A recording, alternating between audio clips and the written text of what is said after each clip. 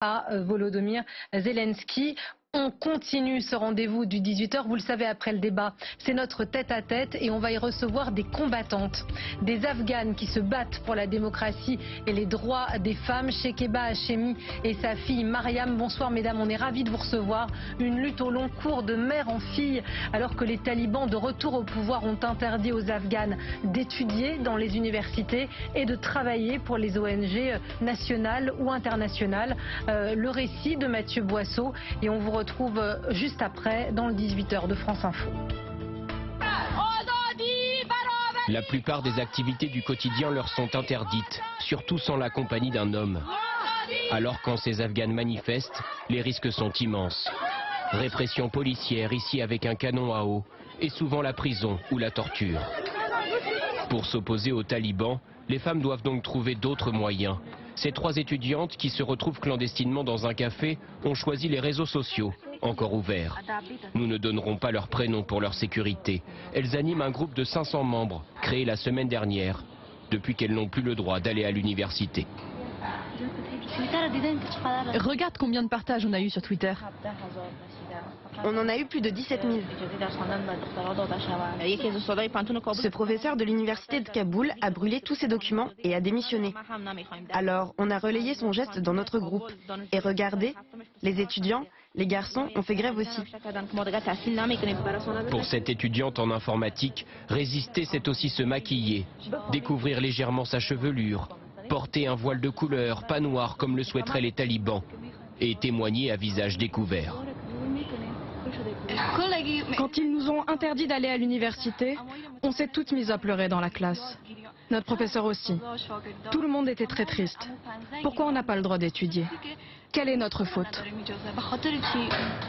Lorsqu'elles rentrent chez elles, là où le régime voudrait les enfermer, chacune des 3 jeunes femmes garde espoir de retrouver la liberté. Voici ma médaille de la fac. J'étais l'une des meilleures élèves de l'université. Même si elle ne peut plus aller en cours, cette étudiante en droit de 22 ans qui veut devenir juge continue donc de travailler de son côté. Pendant le premier régime des talibans, entre 1996 et 2001, tout était interdit dans les rues. On ne pouvait pas sortir sans être accompagné. Alors quand on compare cette époque avec ce qui se passe aujourd'hui, on voit qu'il n'y a pas vraiment de différence. Mais il en reste une, c'est que maintenant on peut informer le monde grâce aux médias. On veut l'égalité des droits. C'est justement pour attirer l'attention de la communauté internationale que ces autres femmes organisent une manifestation dans un lieu tenu secret. Sans presse libre, ni contre-pouvoir en Afghanistan, elles se sentent abandonnées. Aucun pays ne peut fonctionner sans des femmes et des filles éduquées. On n'avancera pas ainsi. Les talibans essayent de nous maintenir dans l'obscurantisme. Alors moi, je continue à donner des cours aux jeunes filles qui sont aussi privées de collège et de lycée. Aux yeux de ces résistantes, seule la pression des Occidentaux peut freiner les talibans dans leur escalade rigoriste. Certaines ONG viennent de fermer leurs portes et d'arrêter leur programme humanitaire suite à l'interdiction faite aux femmes d'y travailler. Et pour réagir, commenter et nous donner de l'espoir peut-être parce que ce sont 2 combattantes que l'on reçoit dans le tête-à-tête du 18h. Bonsoir Shekeba Hachemi. On est ravis de vous recevoir madame, vous êtes l'invitée de notre tête-à-tête. Vous êtes engagée pour ceux qui suivent l'histoire de l'Afghanistan, ils sont nombreux depuis des années. Vous avez été la première femme ministre, vous avez représenté le gouvernement du commandant Massoud à Bruxelles. Vous l'avez rejoint en 99, vous bataillez contre les talibans depuis toujours. À vos côtés, et on est ravis que vous soyez avec nous, mademoiselle Mariam. Vous êtes la fille de Shekeba. Et la nouveauté, pourquoi vous êtes là toutes les deux? C'est parce que votre livre, L'insolente de Kaboul, qui était paru chez Anne Carrère en 2011, peut désormais s'écouter à 2 voix, la vôtre et la vôtre, Mariam, aux éditions des femmes Antoinette Fouque, collection La Bibliothèque des Voix. On écoutera tout à l'heure un extrait. Mais d'abord, votre réaction, et je vais aussi te poser la question, je te tutoie, je devrais peut-être pas, mais voilà, c'est venu naturellement. Quand vous regardez ce qui se passe dans votre pays, Shekeba, quelle est votre réaction? La réaction, c'est la tristesse et la colère, parce que ça fait 30 ans que je dénonce et que je suis militante et que ça fait des années qu'on essaye de dire à la communauté internationale qu'on ne peut pas négocier avec ces barbares, avec ces terroristes, qu'on a eu la version 1 des talibans de 96 à 2001 et celle-là c'est juste la version 2, ce sont exactement les mêmes, simplement on nous a vendus comme des personnes avec qui on pouvait négocier. Je parle de la communauté internationale. Et ils sont arrivés, à peine ils étaient arrivés, qu'ils ont muré vivantes les 20 millions de femmes. Et aujourd'hui, c'est un pays qui est dans le chaos, non seulement parce que les femmes sont emmurées vivantes, mais ce qu'on oublie, c'est que la plupart des foyers, presque 70%, 80% des foyers, c'était la femme qui avait le salaire, qui donnait à manger aux enfants. Donc on a aussi un pays qui vit en dessous de seuil de pauvreté à presque 80% de sa population. Et tout ça dans un silence assourdissant qui me met en colère parce que on répète et on répète tout cela. Et comment ça se fait qu'on peut regarder tout simplement ce pays donner la clé à des terroristes qu'on connaît, qu'on identifie, pour en faire un pays en supprimant totalement les femmes de toute la scène sociale et de toute la vie. Et sachez qu'aujourd'hui, c'est le seul pays au monde, c'est l'Afghanistan, où c'est la loi qui interdit l'éducation des filles. C'est par une loi. C'est nulle part ailleurs qu'en Afghanistan. Et la colère, donc bien évidemment, et la tristesse, parce que toutes celles qu'on a vues, qu'on voit, je suis en contact avec elles au quotidien. Qu'est-ce qu'elles vous disent? Écoutez, elles ne comprennent pas ce silence. Elles se considèrent comme des citoyennes de seconde zone, puisque on leur propose voilà, un petit projet, peut-être une école clandestine. Elles veulent être libres, elles veulent les mêmes droits universelle que toutes les femmes dans le monde, comme toutes les petites filles dans le monde. Elles veulent travailler. Ce qu'elles ne comprennent pas, c'est que pendant 20 ans, il y a eu une fenêtre d'espoir. Et qu'on leur a dit, montrez-vous, montez des ONG, montez des entreprises, soyez des femmes fortes. Moi, la première, je les ai poussées à faire tout ça dans le cadre de Afghanistan Libre, notamment. Exactement, avec mon ONG Afghanistan Libre. Il y a eu 300 000 filles qui ont eu accès à l'éducation, et des centaines de milliers de filles qui ont été formées, qui ont travaillé. Et aujourd'hui, c'est la question qu'elle me pose. Pourquoi? C'est quoi ce silence? Dis-nous ce qui se passe de l'autre côté de la planète. Mariam, comment vous réagissez à cette situation? Vous allez à l'école, vous avez la chance de vivre en France, vous êtes née ici. Ça vous serre le cœur, j'imagine? Bah oui, après l'Afghanistan, c'est mon pays, c'est le pays de mes deux parents. J'ai eu la culture afghane par mon père, la littérature, les poèmes. Mais j'y suis jamais vraiment allée parce que j'ai toujours connu ce pays en guerre. Et j'aimerais qu'elles soient comme nous en France, qu'elles aillent à l'école, qu'elles aient les mêmes petits soucis du quotidien que nous, mais elles doivent, même si elles ont mon âge, elles doivent se soucier du sort de leur pays. Et moi, je trouve ça horrible. On va écouter un extrait du livre. Et c'est votre voix qu'on va entendre, Mariam, un extrait de L'insolente de Kaboul en livre audio. Vous nous décrirez ce moment chez Shekeba Hachemi derrière, puisque vous avez fui, vous, l'Afghanistan, toute petite, plus jeune que votre fille aujourd'hui. On écoute un extrait et on vous retrouve juste après. Il faut grimper maintenant. J'ai mal, j'ai soif et je suis épuisée. Mais il y a une chose que je sais du haut de mes 11 ans, une chose qui me porte. Je l'ai décidé sans savoir d'où vient cette détermination. Cet homme qui nous guide dans les montagnes et qui pourrait à tout moment m'abandonner, qui m'en a menacé calmement et que je sais capable du pire, cet homme ne me verra pas pleurer, il ne m'entendra pas me plaindre. Je ne laisserai pas me vendre nomade ou me planter au détour d'un chemin. Cet homme qui me méprise parce que je suis une enfant, parce que je suis une fille de bourgeois de Kaboul, cet homme ne sera pas ma perte et je retrouverai ma mère. Alors c'est émouvant pour nous de l'entendre, mais j'imagine beaucoup d'émotions aussi. C'était émouvant, mais c'était aussi instructif de comprendre ce que votre maman avait traversé, la bataille qu'elle avait livrée. Oui, avant de faire le livre audio, j'avais jamais lu le livre. J'ai lu, donc j'adore les livres sur la Seconde Guerre mondiale. Et je sais que maman, elle était vexée que je sois pas intéressée à sa guerre. Mais c'était plus pour me protéger, je voulais pas trop lire le livre.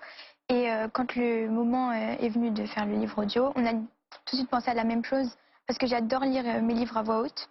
Et c'était juste l'occasion. Donc oui, et j'ai découvert le livre en même temps de le lire pour le livre audio. Donc, Et quand tu lis ce passage où ta maman, elle est plus jeune que toi, traverse la fameuse passe de Khyber en tongs, qu'est-ce que tu t'es dit? Je me suis dit, pour moi, c'est pas réel. Enfin, c'est pas possible qu'un enfant puisse faire ça. Et je me dis maintenant que avoir vécu avec ça, son histoire, avoir traversé les montagnes, qu'elle est courageuse. Elle est courageuse pour le moins.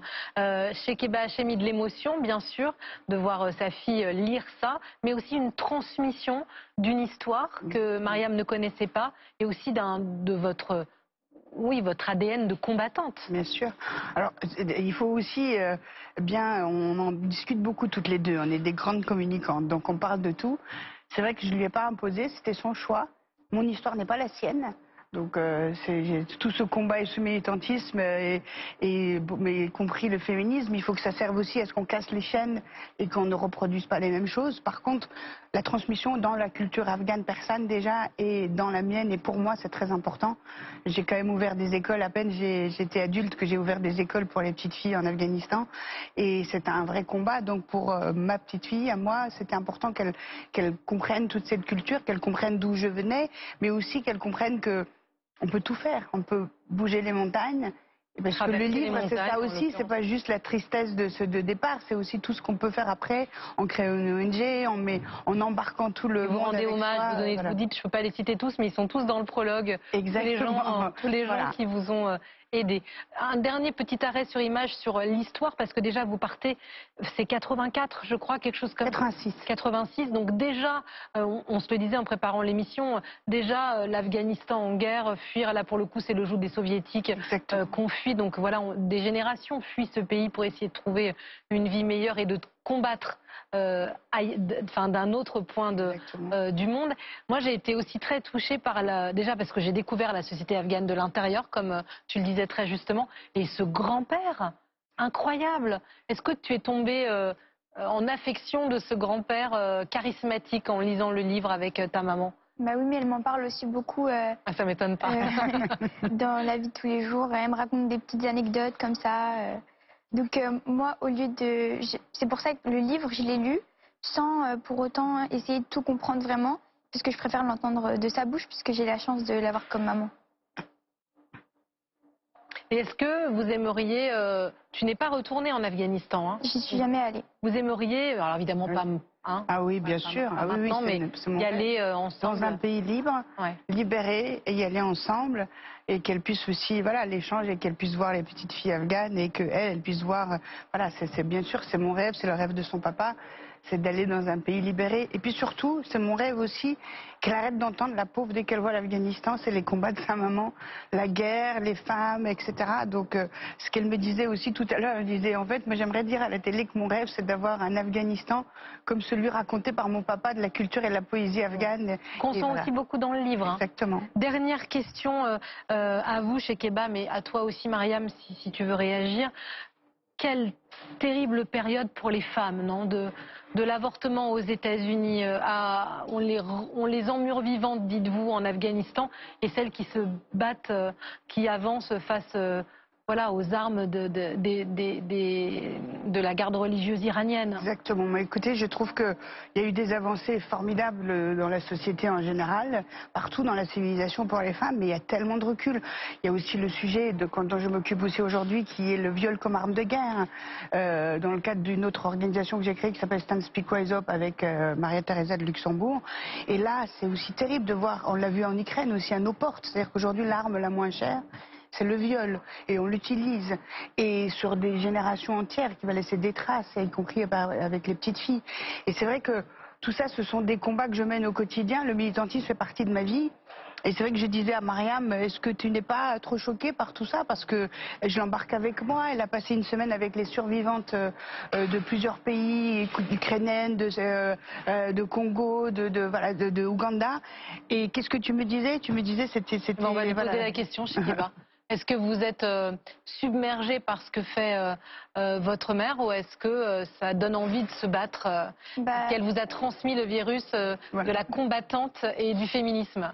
Bah oui, après j'ai grandi avec ces causes, parce qu'il y avait d'abord les dîners à la maison, les réunions d'Afghanistan libre. Après, Stand Speak Rise Up, le viol comme arme de guerre, justement quand j'ai passé la semaine avec les survivantes.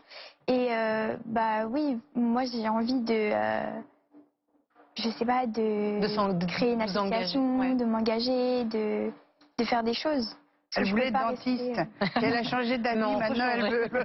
Elle veut changer le monde. je peux Elle pas a bien rester raison. sans rien faire avec une maman comme elle. Voilà, et ben c'est un beau dialogue. Merci infiniment à toutes les deux d'avoir été Merci à avec vous. nous. On peut vous lire tout simplement, mais écoutez-les aussi. C'est voilà, c'est une façon de découvrir le récit autrement. Une mère et sa fille, l'insolente de Kaboul, désormais en CD livre audio aux éditions des Femmes. Antoinette Fouque. Ainsi se referme ce 18h, mais l'info ne s'arrête jamais sur France Info. Tout de suite, c'est l'info en douceur. Après Brut, ce sera Lucie Chaumette. Excellente soirée en notre compagnie et à demain. Brazil, Taiwan, Finland.